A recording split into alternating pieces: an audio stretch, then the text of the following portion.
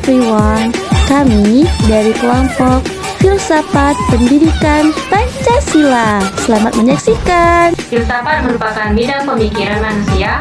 Materi filsafat pendidikan.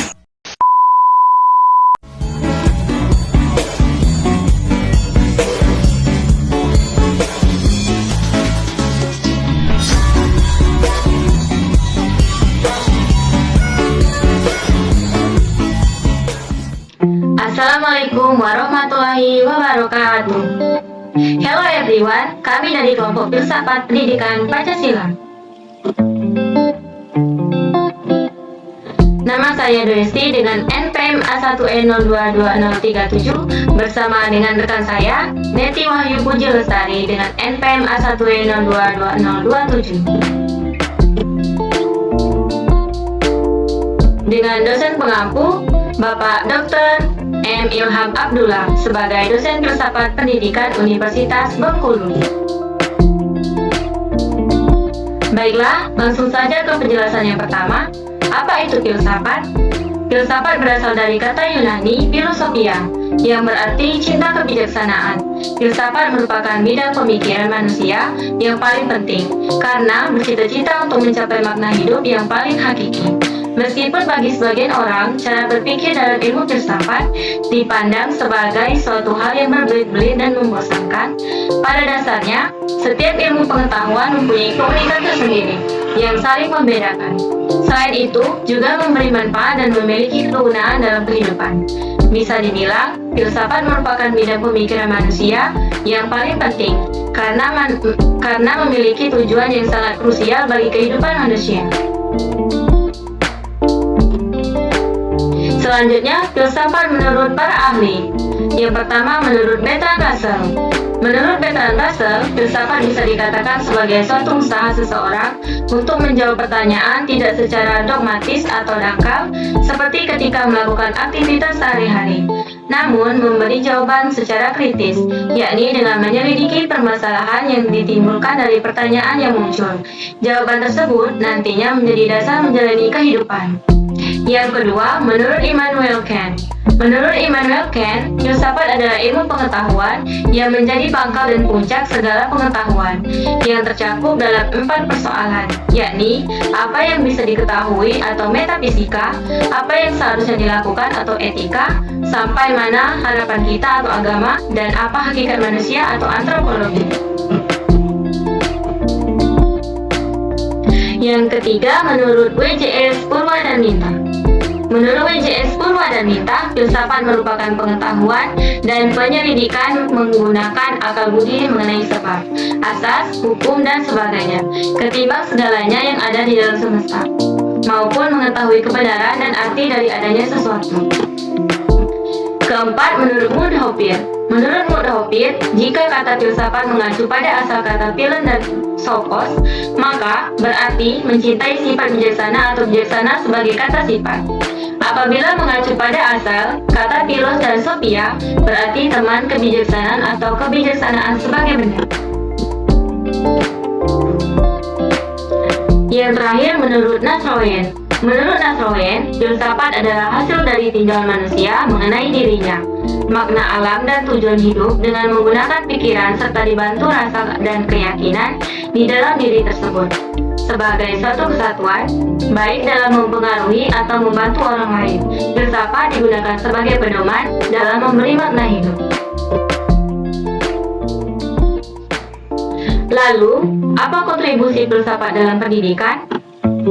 Berfilsafat dan mendidik adalah dua fase dalam suatu usaha. Berfilsafatlah memikirkan dan mempertimbangkan nilai-nilai dan cita-cita yang lebih baik. Sedangkan mendidik ialah usaha merealisasikan nilai-nilai dan cita-cita itu dalam kehidupan, dalam kepribadian manusia atau Kilpatrick.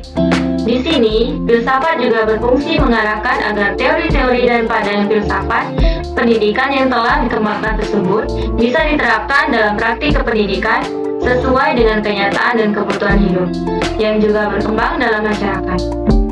Merupakan kenyataan bahwa setiap masyarakat hidup dengan pandangan dan filsafat hidupnya sendiri-sendiri yang berbeda antara satu dengan yang lainnya.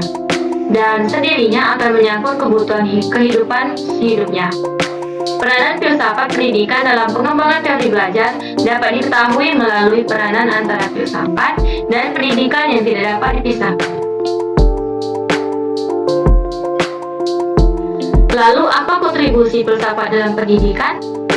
Hal tersebut sebagaimana tersimpul dalam pandangan Kilpatrick bahwa peranan dan fungsi filsafat pendidikan adalah menyelidiki perbandingan pengaruh filsafat-filsafat yang bersaing di dalam proses kehidupan, serta kemungkinan proses-proses pendidikan dan pembinaan watak keduanya.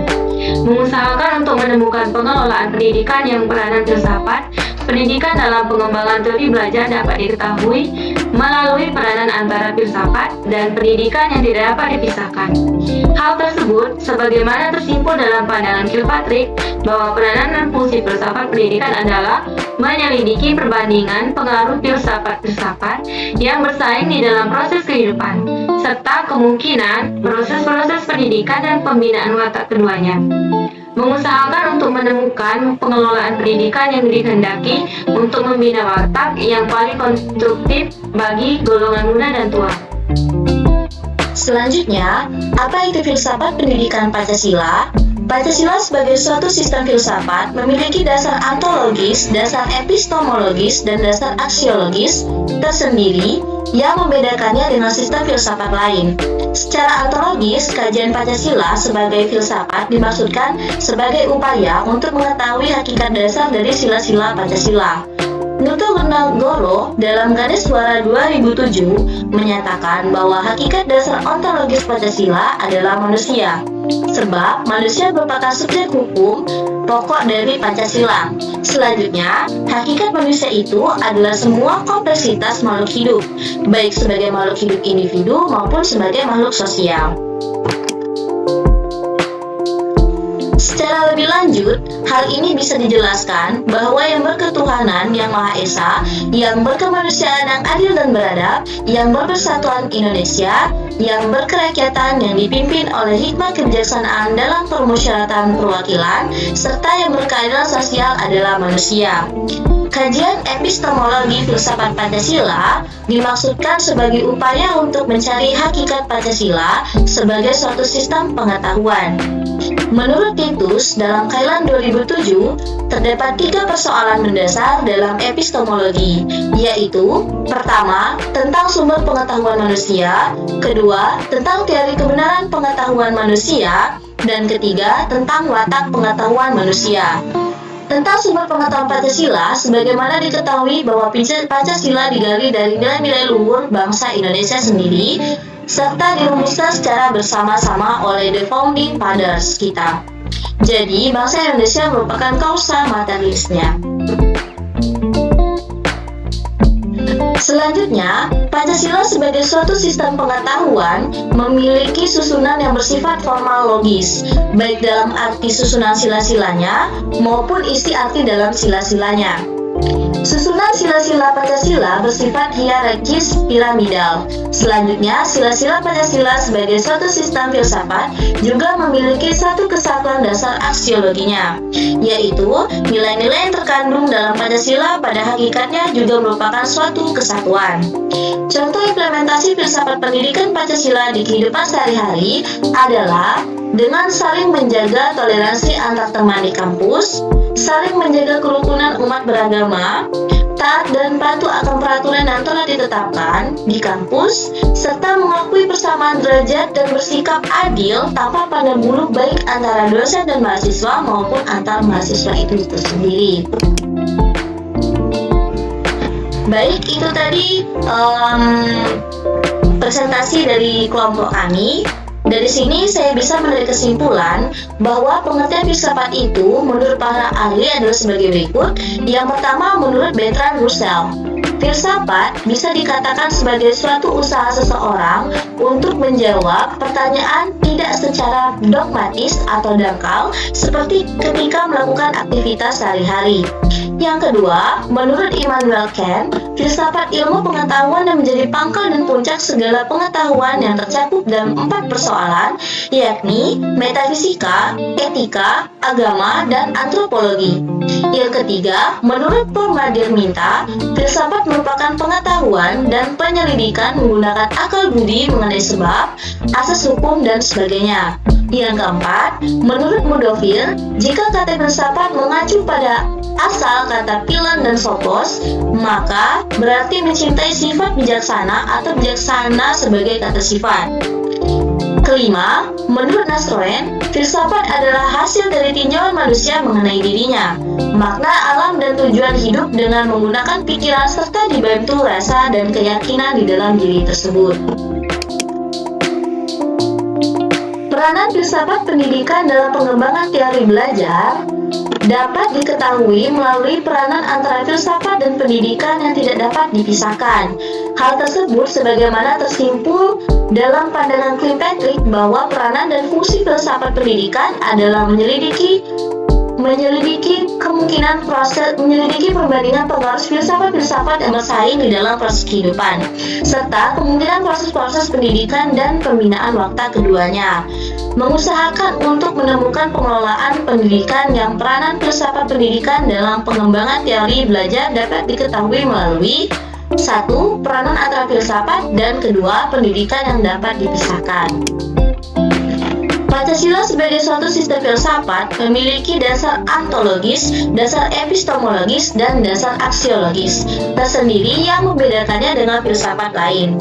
Contoh implementasi filsafat pendidikan Pancasila tadi dalam kehidupan sehari-hari itu menjaga toleransi antar teman di kampus. Yang selanjutnya saling menjaga kerukunan umat beragama, tidak boleh berkelahi karena berbeda agama atau mengejek-ngejek teman yang berbeda agama.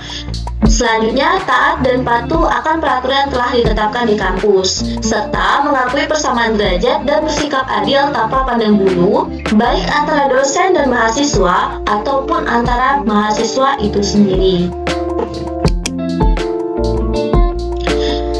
Demikian penyajian materi tentang falsafah, semoga bermanfaat bagi yang membutuhkannya.